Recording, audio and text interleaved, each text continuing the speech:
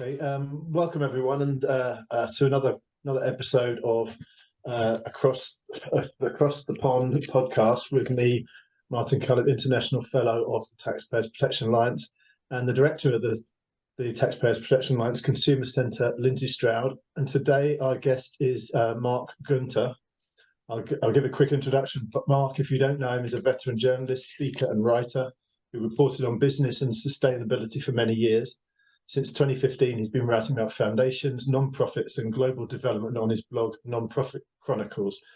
He's also written for The Guardian, New York Times, and Fortune magazine. After being tipped off by a friend, he started looking into the controversy around vaping and has published a number of articles on Medium under the umbrella heading of The Great Vape Debate, which is recommended reading. If any of you have not read it, just Google it.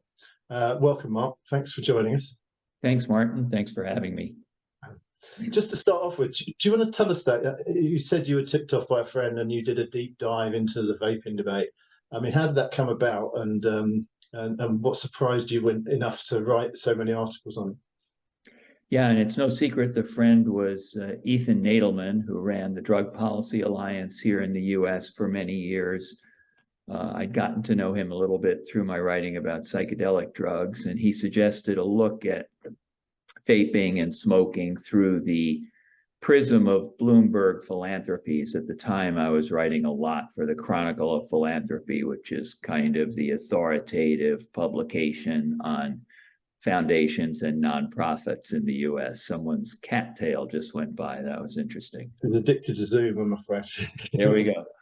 Anyway, Ethan was quite correct. When I dug into the science around vaping and smoking and looked at what Bloomberg was doing, aided mostly by their ally Campaign for Tobacco-Free Kids here in the US, it seemed very clear to me very quickly that their anti-vaping campaigns and their narrow focus on youth was probably doing more harm than good in the arena of public health.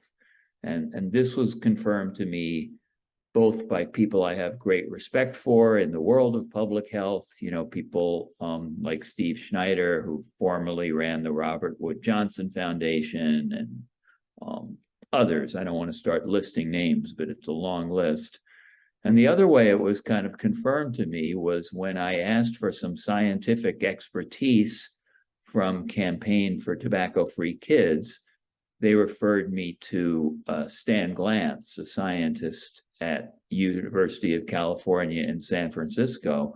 And it only took about 5 minutes of Google searching to see what a discredited source he was. And that rang a bell for me. If they're pointing me to a scientist who has had work retracted and undermined again and again, where is the science behind this campaign against vaping? And I really have yet to find it. It's now 2 or 3 years since that original research. Yeah, that does surprise me that they recommended Stan Glantz of all people, I have to say. That seems a bit of an area. When we talk about Bloomberg funding, why do you think this issue has received so little press coverage? I mean, your writing's been very much welcome because it sort of seems to be sort of opening a lid on it, but it doesn't seem to be getting outside of a smaller area. Why do you think that is? That's a really hard question to answer. I agree with you that generally speaking, the big media in the US have done a poor job on this, particularly the New York Times, which sort of sets the agenda for much of the rest of the media, and NPR too has been very bad. I do think there have been sort of voices of common sense over the years that have arisen. My former colleague at Fortune, Joe Nocera, wrote well about this some time ago. There was recently an article by a respected science writer in the Boston Globe that raised questions. Of course, Filter, a very small publication, has challenged the conventional wisdom around vaping. But it's very hard for me to understand why particularly the Times or the Wall Street Journal have not done more probing, science-based reporting on this. Okay. On the issue of how it affects things, you wrote an article where you interviewed our a colleague Skip Murray about the loss of her vape shop. Yes. Um, I mean, do you want to just sort of go into that? Just explain what the article sort of went into, and do you think this is a direct? Uh, do you think this is more direct a consequence of the funding from Bloomberg, or just by political political sensibilities, if you like? Yeah, I mean, I don't recall how or why I wrote about the effect of the various bans and restrictions on vape shops, but obviously, when you make it hard to sell vapes and vaping related products, you're going to do damage to the many small businesses all around the country that try to sell them. I think what's interesting to me about that, and this is similar to your question about the mainstream media, is there does not seem to be that much curiosity on the part of legislators, particularly Congress, on this issue. And I would have thought that the effect on small business would, at a minimally alert Republicans that there's something, you know, worrisome going on here. They tend to be champions of small business and free markets, yet I haven't seen them rise to the occasion. But for that matter, so are Democrats. Everyone likes quote unquote small business, even if there's, some antipathy towards big corporations. But, an equally puzzling question to me is, why has the political debate around vaping not had much science informing it? I mean, I think I can maybe answer that one more easily than the one about the press, which is, I think it's to a degree a matter of resources, and perhaps this is also explains why the press has tilted in one direction. There's real money at Bloomberg. There's real money at Tobacco Free Kids. They have a strong brand. There's, I think, a kind of very silly presumption on the part of reporters to trust nonprofit organizations and distrust profit-making entities. I find the smarter response is just the opposite. I tend to trust profit-making entities because they're selling a product for which there's demonstrated interest. And I tend to distrust nonprofits because there's not really any market check on what they're doing. But most reporters look at it exactly the opposite way. And there's just not much financial clout behind the story of harm reduction. Ken Warner and Cliff Douglas at the University of Michigan do great work, but do they have any platform or megaphone to amplify what they do? The answer is no. Whereas Matt Myers and his colleagues and the other sort of almost front groups out there that are pushing the anti-vaping agenda do have financial resources behind them. And unfortunately, in American politics, money talks.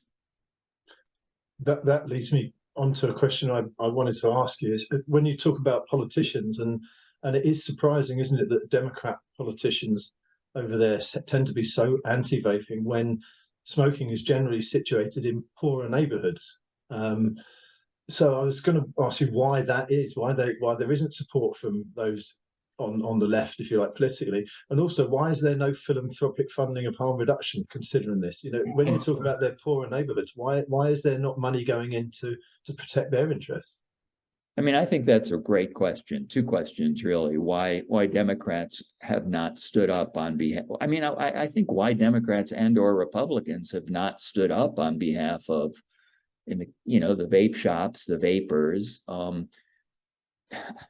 It's been so striking to see in both the press and in the political debate, to the degree there is a political debate, how the voices of vapors and vape shop owners are just completely sidelined. I mean, there's this phrase that I believe started in the disability rights world called "nothing about us without us." And the idea is people who are being affected by laws and policies should have a voice. And it seems like this is an absolute example of where vapors have been silenced, or if not silenced, literally they can speak, but no one's listening to them.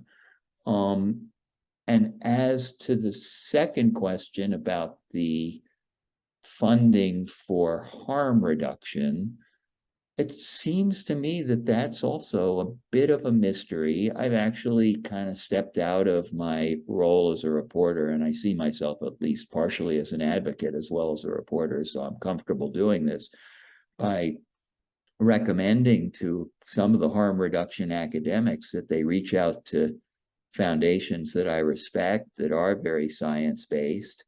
I don't know what success they've had, but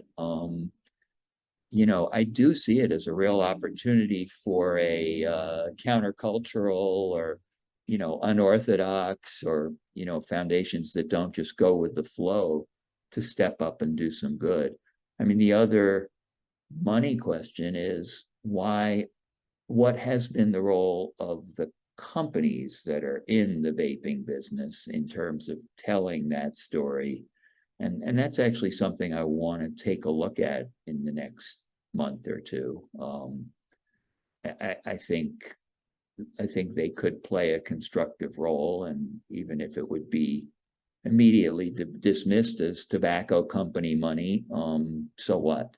I mean, so what? You mean what, to let them speak up for themselves in that respect? Yeah, I think they should. I mean, I think again, if and I haven't analyzed the companies, so I don't want to make any specific comments about a specific company, but hypothetically, if Altria or PMI believe that their products are good for public health, why aren't they standing up more loudly and saying so? And I know there's a lot of history there. There's the foundation, is it called Foundation for a Smoke-Free World or something similar to that? That was an effort, but it was a little bit of an effort to work through an intermediary that then got accused of hiding something or other. And I say, just stand up and be direct. I mean, if you have if you're a drug company and you're trying to promote a drug that helps people deal with whatever, diabetes or hypertension or, a statin, there should be no shame about standing up and saying, hey, we have a product that can help you smokers get healthier. Yeah.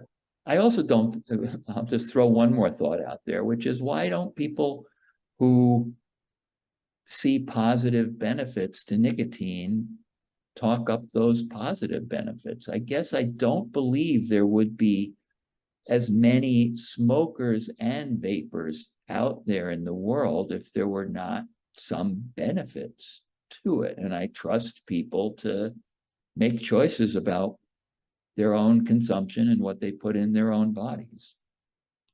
absolutely. Lindsey? Does that make any sense to you, Martin?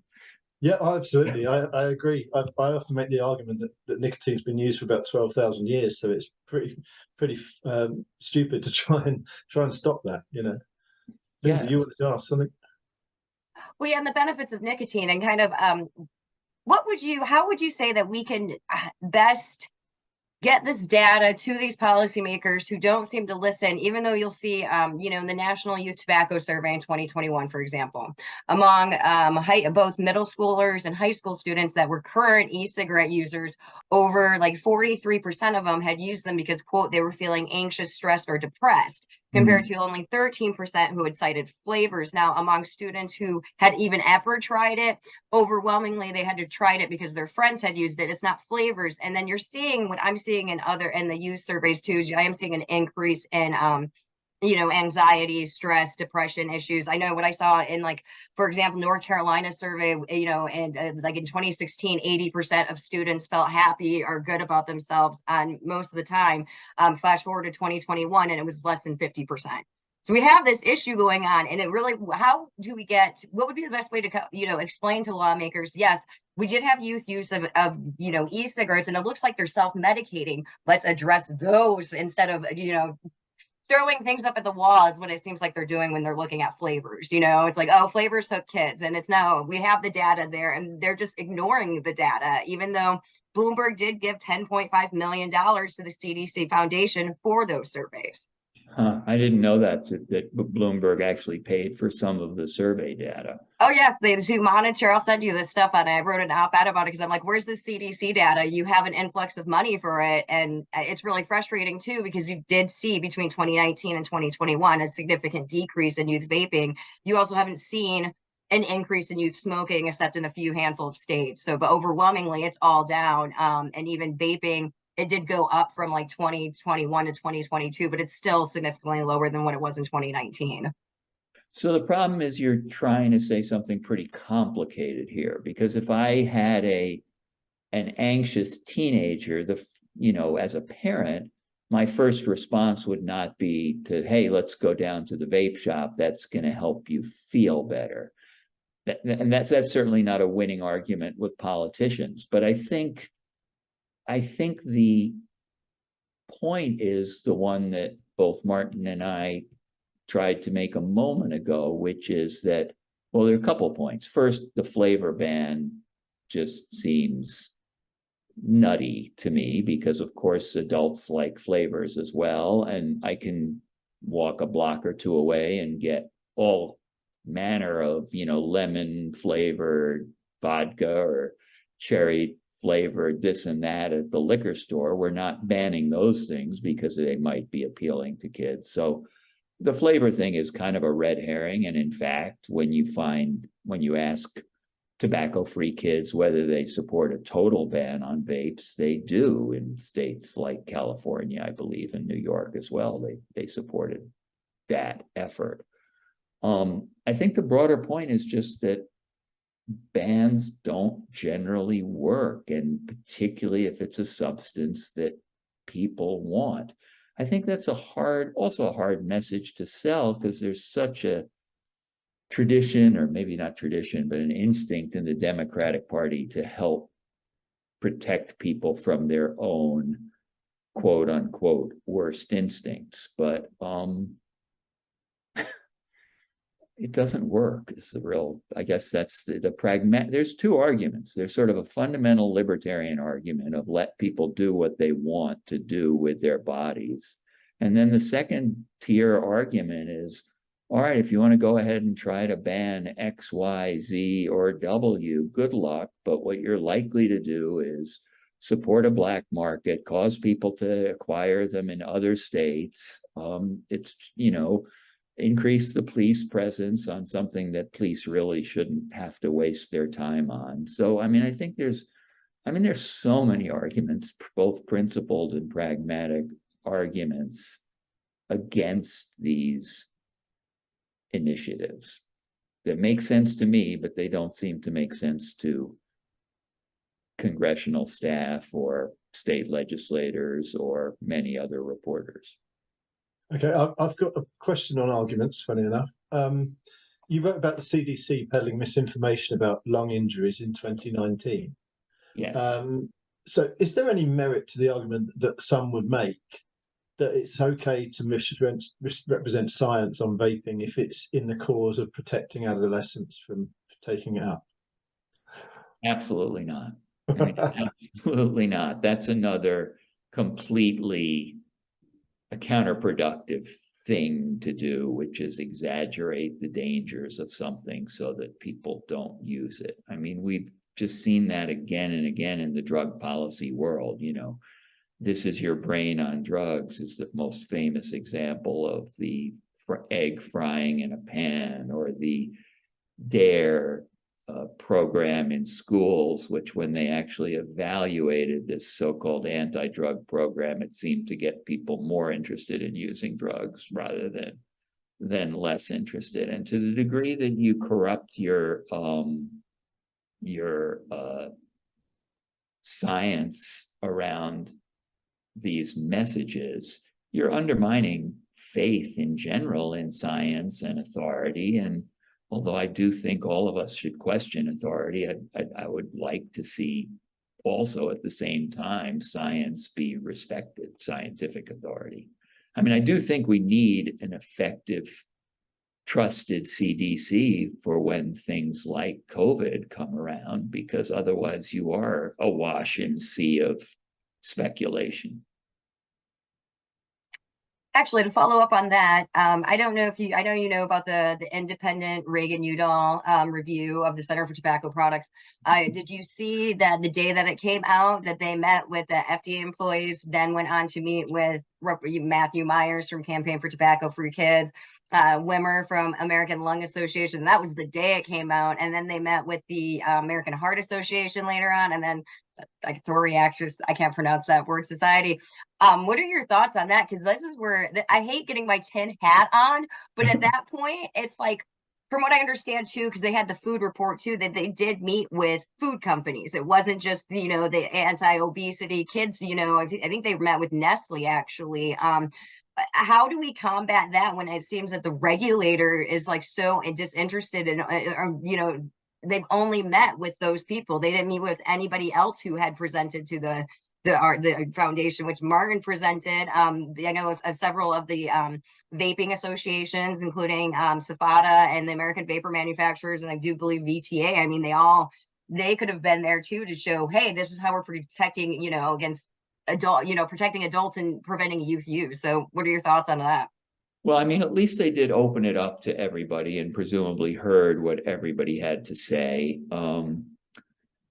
I don't know. I wasn't so exercised by that because from what I saw, and I didn't dig in deep, the findings that were released were pretty devastating in terms of both the politicization and the veering away from science of FDA. So it certainly wasn't, FDA. So it certainly wasn't a whitewash of FDA.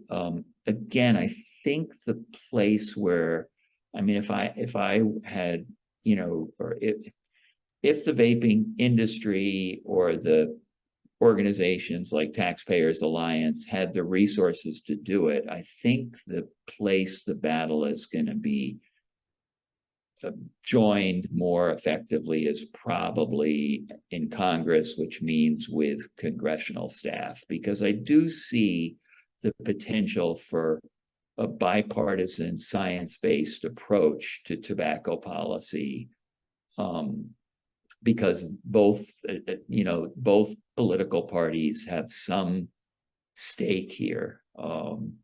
And I do think, I live right outside of DC, but I'm not an expert on how Washington works. But I have a bit of a sense that there are a lot of people with integrity and brains working on Capitol Hill. And the question is, how do you get your message to those people? I'm not talking about the members of Congress, who are largely influenced by reelection concerns and campaign finance, but I am talking about their staffs who could go to them and say, you could make a real difference to people here. It's not going to cost you politically. It might even help you politically.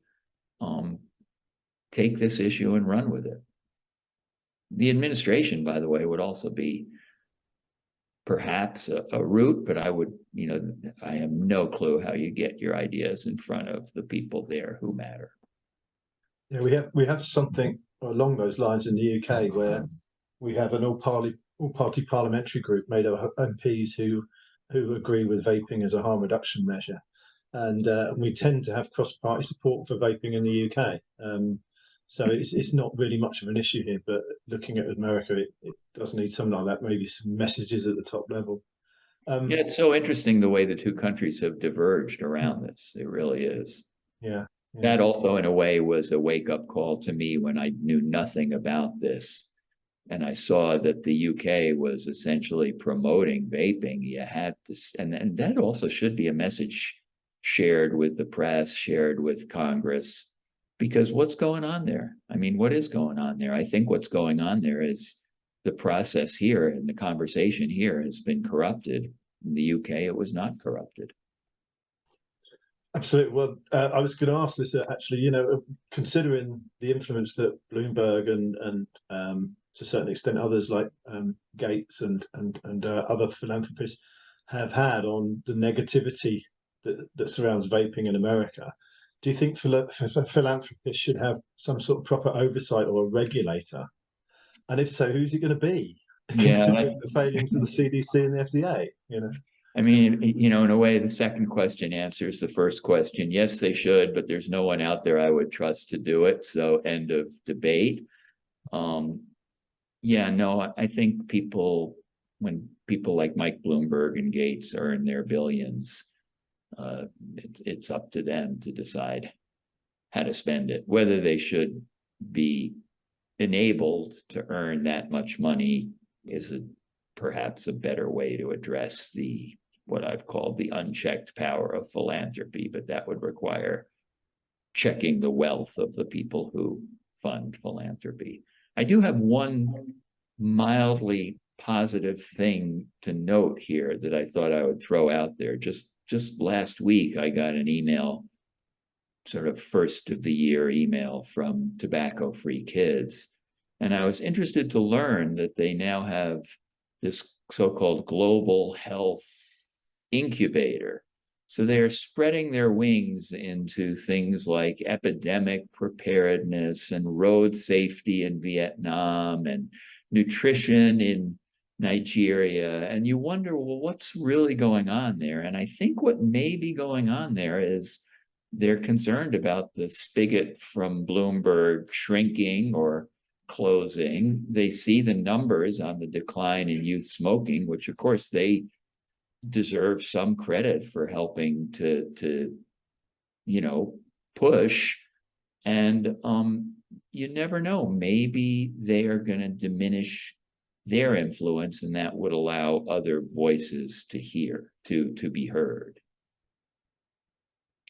That was my positive read on the idea of what the heck are they doing with nutrition in Nigeria? What they're trying to do is drum up new business to keep the doors open and keep the staff paid, because their core business is maybe looking a little shaky these days. Skip did ask. She said, because she couldn't be with us today, she said, what's the most surprising thing you learned while researching, writing your articles about vaping?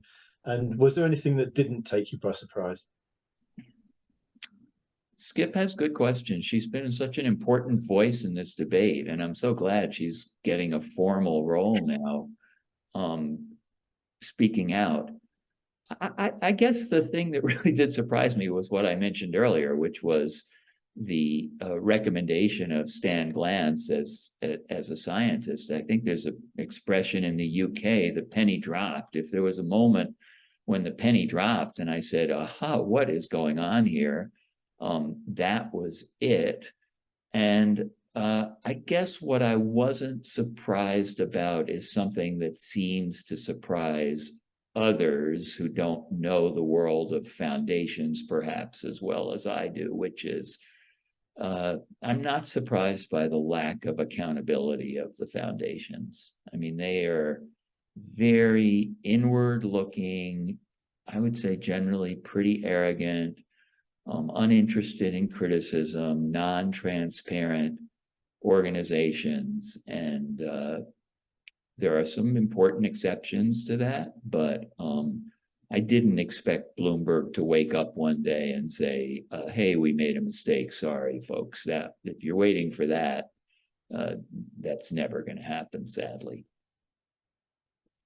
Okay, great. Thanks for that. We could talk for hours, I think. I've got loads of questions I haven't asked, but hopefully I'll catch up with you someday at a conference, me and Lindsey, and we can sort of have a coffee and chat or what have you. But thanks very much for joining us, Mark. And thanks everyone else for watching. And it's good luck for me, Martin, in the UK and across the pond in, well, no, you're not Chicago at the moment, you're elsewhere in America, I think. But I'm in Florida right now. Oh, don't say that. So I have to go up to DC this week, so okay, I'm not looking forward to it. Yeah, thanks everyone for watching, and catch us for our next episode. And thanks very much, Mark, for joining us for this one. Thank you for having me, Martin and Lindsey. Thank you.